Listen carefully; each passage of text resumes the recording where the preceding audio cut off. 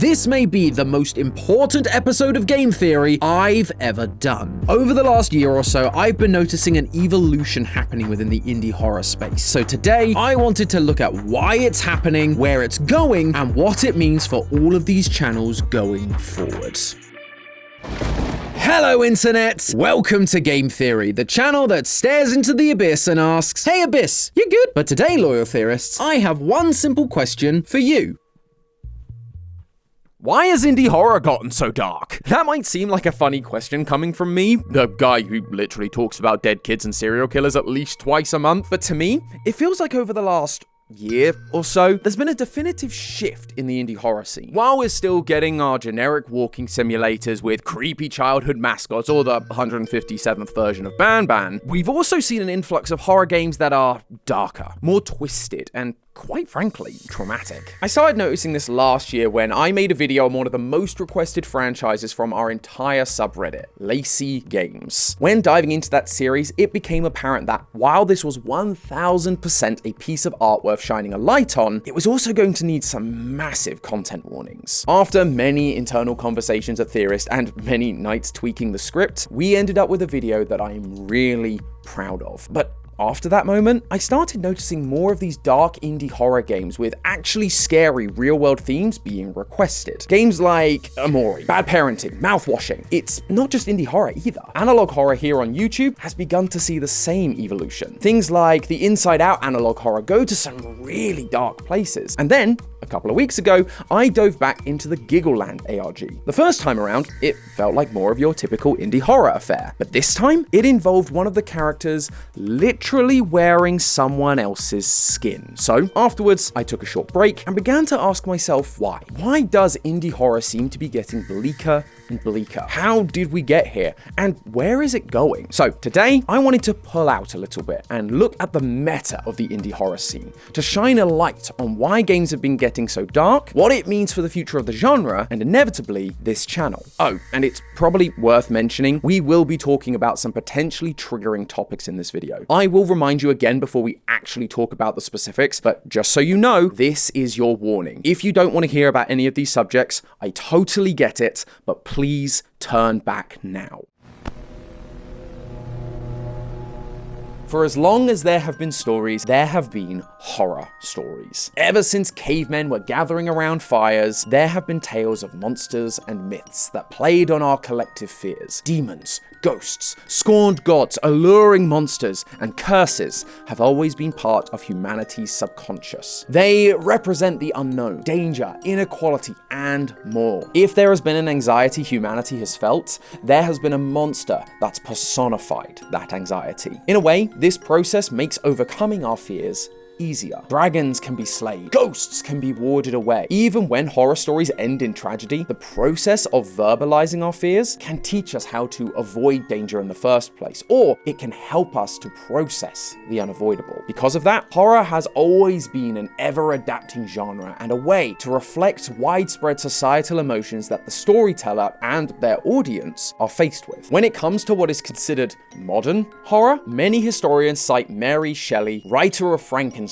as the modern Prometheus of horror. If you got that joke, congratulations! I hope your high school English teacher is proud of you. Now, to be clear, the lines I'm drawing out today aren't quite as black and white as the title cards might make them out to be. Technically, there were plenty of printed horror stories prior to Frankenstein, like Carl Friedrich Kallert's The Necromancer or Horace Walpole's The Castle of Otranto, and the same will be true of all the eras I'm talking about. What I'm mainly focusing on is the turning point of these eras, the time where we began to see an abundance of these types of stories, and when they began drying up. Frankenstein, for example, quickly became the poster child of the genre because of how it dealt with the apprehensions towards rapidly advancing technology. With scientific advancements, particularly electricity, mankind began playing in the sandbox previously reserved for the gods. So, Frankenstein asked if we were equipped to handle the unintended consequence of our ambitions. The next big movement in horror came at the dawn of filmmaking. In the 1920s and 30s, German expressionism brought about films like Nosferatu and The Cabinet of Dr. Caligari. These sharp and twisted horror pieces reflected Germany's emotional response to the First World War and the rise of fascism bubbling up within the populace. Likewise, the 40s and 50s produced surrealist films across the globe that evoked the mangled battlefields of World War II. Body horror was popularized during this era, employing a graphic, visceral shock to access that historic, traumatic experience of the war. Atrocities committed across Europe and the severe nuclear devastation in Japan inspired some of the more gruesome and unearthly visuals. And yes, Godzilla. In the 1960s and 70s, supernatural and religious horror reigned supreme, with films like The Exorcist. Set in Washington, D.C. and released during the apex of Nixon's Watergate scandal, which I learned about recently on GT Live, the film was intended as a direct response to the Vietnam War. In addition to the obvious display of protest in the film, there are more subtle suggestions of the period's history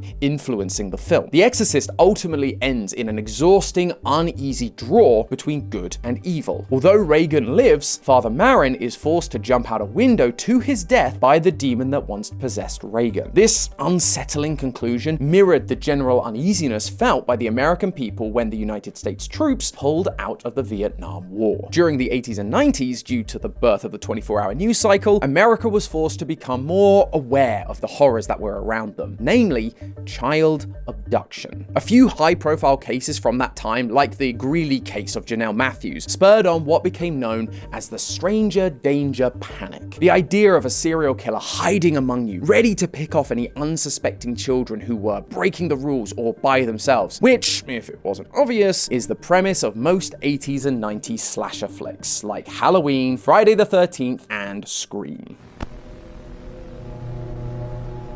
Now, before you guys start telling me that this is an episode that should have been on Film Theory, or before Lee comes breaking down that door accusing me of stealing his stuff, this is about the time where horror games really started to appear on the scene. And they largely followed the same sort of patterns we've been seeing up to this point. You had your traditional spooky characters like Dracula, Frankenstein, and werewolves in Sega's Monster Bash or Castlevania. You also had movie tie-ins for movie franchises like The Texas Chainsaw Massacre, Friday the 13th, and Halloween, once again sticking to the horror that reflected the reality of the day. And this symbiotic relationship between video games and movies carried on into the late 90s and 2000s. With Y2K drawing near and anxieties about mankind's reliance on technology, horror shifted from slashers to the apocalyptic. With the fear of crumbling infrastructure came the threat of mindless anarchy, aka zombies. And so we got a bunch of zombie-focused media with games like the Resident Evil series and the arcade shooter House of the Dead, and movies like 28 Days Later, The Walking Dead, Dawn of the Dead, and Shaun of the Dead. Turns out the key to a successful piece of zombie pop culture is just adding "of the Dead" at the end of its title. This era also introduced us to the world of Silent Hill, which was a huge game, but it fits more into the psychological horror genre that we'll talk about later. Like I said earlier, not every era is perfectly black and white. Silent Hill was just ahead of its time. It wasn't until the 2010s that video games and movies really began to diverge. During this time, there was a shift in how people looked not only at the world, but at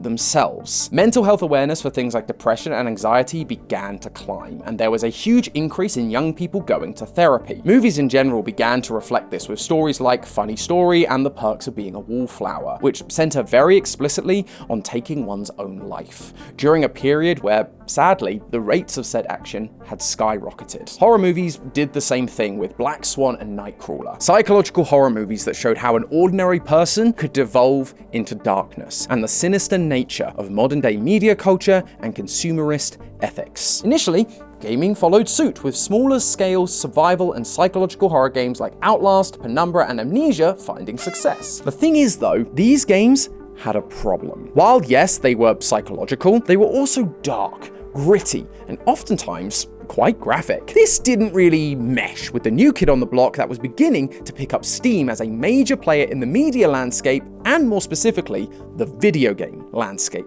YouTube. YouTube was becoming the place to watch gaming content from creators like PewDiePie, Markiplier, and some guy called MatPat. I'm messing, of course, although I actually haven't seen him in a while. He's probably enjoying retirement on a beach somewhere. Anyway, YouTube was just switching up their algorithm to favor watch time over views. And so, longer Let's Plays were beginning to blow up. People would tune in from all over the world to see what games were being played, which was big for the industry, but these violent and grotesque looking games weren't sitting right with YouTube's other big priority, advertisers. YouTube was, and still is, an ad-based platform, and so they needed to appease the advertisers to keep them spending money on the platform to pay creators. The thing was, these advertisers weren't all that keen on all the blood and violence. They didn't like it in the videos or plastered all over the thumbnails of the site, which opened the door for one indie horror game in particular to slide on in and change the YouTube gaming landscape forever. Come on, you all know it. Say it with me now. Five Nights at Freddy's. FNAF paved the way for what we now know as mascot horror. This was one of the first times we really saw a second factor come into the creation of horror content. It was no longer about just reflecting society, it was also about fitting in with the medium in which it was being shown. FNAF did still follow a lot of the tropes of psychological horror, revealing the evil in the mundane, destroying our sense of safety and familiarity by perverting the innocence of childhood nostalgia. However, unlike the games that came before, these mascot games were perfectly optimized for YouTube. Instead of violent gore and gritty realness, we now have a bunch of bright, colorful, and simply shaped characters that work great in thumbnails. Even on small scale, you can tell that this is Golden Freddy, you know that this is Huggy Wuggy, and you can see that this is Amanda. They're so recognizable at a glance that anyone scrolling YouTube will know what they're looking at, which not only allows you to play the YouTube game well, but it also plays the advertiser game well. Because at a glance, these characters aren't really all that scary. Their horror is implied based on the incredibly cryptic clues that we have to put together by playing the game, which means advertisers didn't strictly know this was horror at first. It looked like family-friendly content like Chuck E. Cheese or Disney, and even when it became clear that this was horror, because it was getting the views and didn't look like horror, the ad dollars continued rolling in and blew mascot horror into the stratosphere. This led to a decade of gaming full of these kid-friendly mascot horror games. We saw the rise of franchises like Bendy and the Ink Machine, Doki Doki Literature Club, Poppy Playtime, Andy's Apple Farm, Cooking Companions, Amanda the Adventurer, Indigo Park, Piggy, That's Not My Neighbor, Don't Fret, and so many more that it would be impossible to name them all. But sadly, even from the get-go, we began to see the cracks forming in this genre. From broken messes like Hello Neighbor to the internet meme that is Garden of Banban. And those are just the well-known ones. There are hundreds of indie horror games available that just leaned into the same old tropes, the same gameplay, and they felt like they were just thrown together in the hopes of having some of FNAF's success. I actually have a really fun video idea to dive into this side of things, the wrong lessons people took from FNAF's success, but it's too much to talk about here, so if you want to see another video like this one breaking down the things that worked about FNAF and why it's so prevalent today, hit that subscribe button. Appreciate ya. This is where we enter the now, the 2020s. It was time for indie horror to evolve once again, but this time, something was different. And it's here where I'm going to put in your final warning. We are about to cover a number of games with some dark subject matters that might be triggering or traumatic for people. There is no shame in stopping the video here. I totally get it. Please look after yourself and your own mental well-being. If you do want to stay, let's take a look at a recent example that we got so many requests for: mouthwashing. At the heart of its story, we're still exploring the awfulness of the corporate capitalist machine that doesn't give a flying fart about the individual, just like we've seen in a number of mascot horror games. But the way they show that this company doesn't care is where things get really dark. Yes, they do the classic things of leaving the crew stranded without enough supplies. But then we get to Anya and Jimmy's storyline. A storyline about SA, and as a result, a pregnancy, ending with Anya choosing to end her own life rather than stay trapped with Jimmy and carry his child. And the captain, Turley, he does nothing to stop any of it. However, unlike with previous indie horror games like FNAF, this deeply dark and twisted storyline isn't implied or hidden in secret notes or newspaper clippings. It is front and center to the story. Play the game normally, and it is impossible to miss. Bad Parenting is another game we got dozens of requests for. Playing as a boy called Ron, you're introduced to his neglectful parents and messed up childhood, along with a sinister figure named Mr. Redface, who causes his family to suffer. Through each step of the game, it's slowly revealed that Ron is a victim of child neglect at the hands of his alcoholic father, who turns out to be Mr. Redface, named for his drunken violence.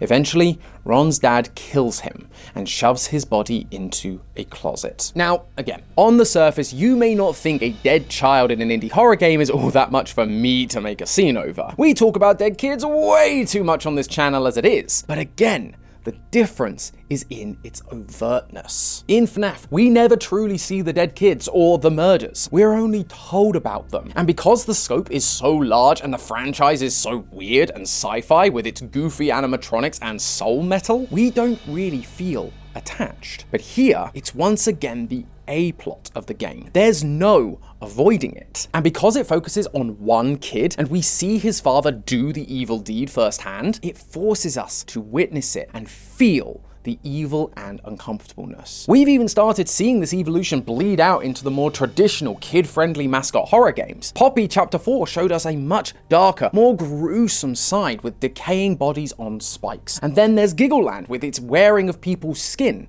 Now, these themes do reflect modern societal fears. With the 2022 repeal of Roe v. Wade, a legal ruling that eliminated the federal right to abortion based on the right to privacy, it's easy to see why we're seeing stories like mouthwashing. The topic of child endangerment is one that was especially difficult to mitigate during the global lockdown in 2020. Children no longer had access to mandated reporters, teachers, doctors, other family members who are likely to notice that something is amiss and report it to the proper authorities. Even the ideas of cultism and religion in things like Giggleland are part of the same societal fears, from the people who grew up in these environments now trying to deconstruct them and figure out what happened. That all matches with what we've been talking about. Horror media is an ever shape-shifting beast, evolving and morphing to reflect the real-life horrors happening all around us at any given time. But you see the difference from the previous evolutions, right? Rather than this evolution being solely driven by shifts in societal fears, the main driving force is actually the additional element. YouTube causing the rise of mascot horror has led to an oversaturation of the market. The storylines and jump scares just aren't cutting it anymore. Horror fans have become increasingly desensitized to those classic tropes that used to scare the pants off of them. A simple jump scare in a long spooky hallway? That isn't enough to get your adrenaline pumping once you've played through the same scenarios countless times before. And so, a new element has been added to the equation. Rather than the platform affecting the change, we're seeing a rebellion against the cookie-cutter, low-quality,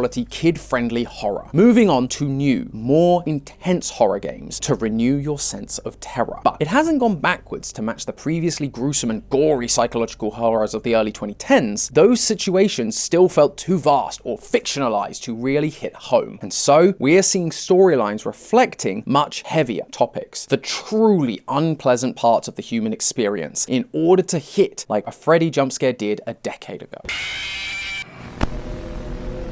So that is the history of horror and how we've ended up here. But why does all of this matter? Why have I even brought this up? Well, because as I've said a few times now, more and more of these types of games are popping up, and more we're seeing requests for us to cover them. When we don't cover one of these games, we get a lot of people wondering why we haven't. And so I wanted to set the record straight, because the real answer is complicated and nuanced. One of my goals as the host of this channel, and one of our goals at Theorist in general, is to make sure we're telling stories we find interesting and helping to bring some educational value along the way. Stories about these heavier subjects can absolutely fit into this mold. They're insightful, and it's important to make sure we're all educated so we can help those around us. But they can sometimes be difficult to discuss in a way that feels respectful and nuanced for everyone watching. Lazy Games is a good example of this. It tells the story in a fascinating way. The ARG puzzle solving and use of symbolism and interpretation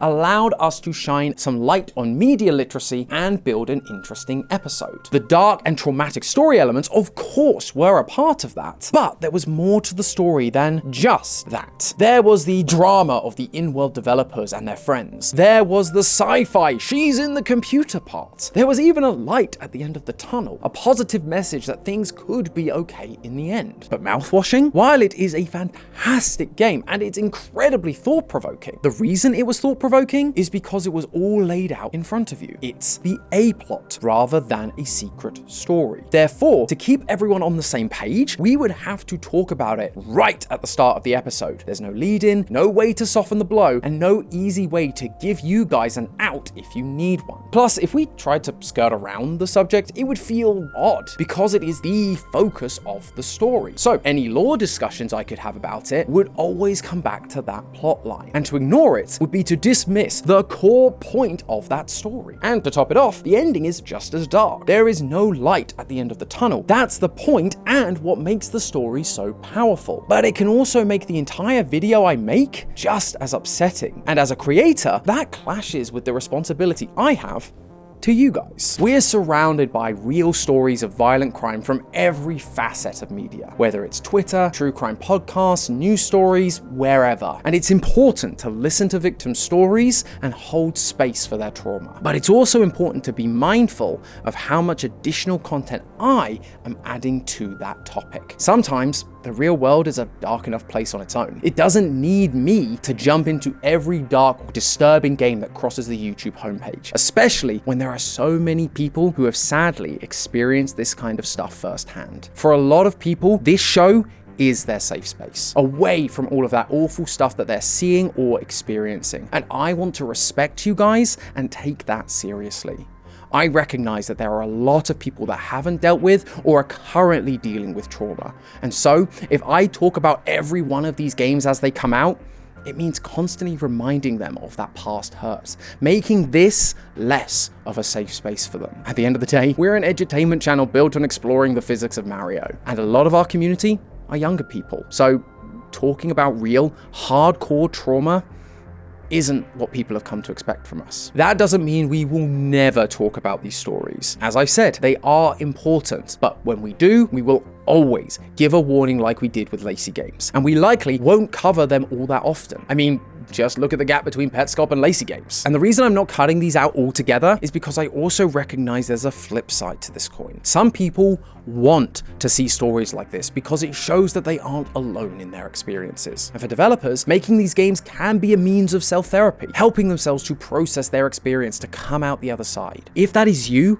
please don't stop making these games. If making a game like this is helpful for you, make it. And if you really want to see us cover one of these darker topics, let us know in the community tab, in the comments, on the subreddit. All I ask is that you bear in mind the things we've talked about today. While you may enjoy this type of content, or maybe it helps you process, there may be people in this community who don't want to be subjected to that. I'll keep doing my part too, checking the suggestions and keep weighing up the stories we want to tell and how often we want to tell them to make sure that we represent everyone in this community.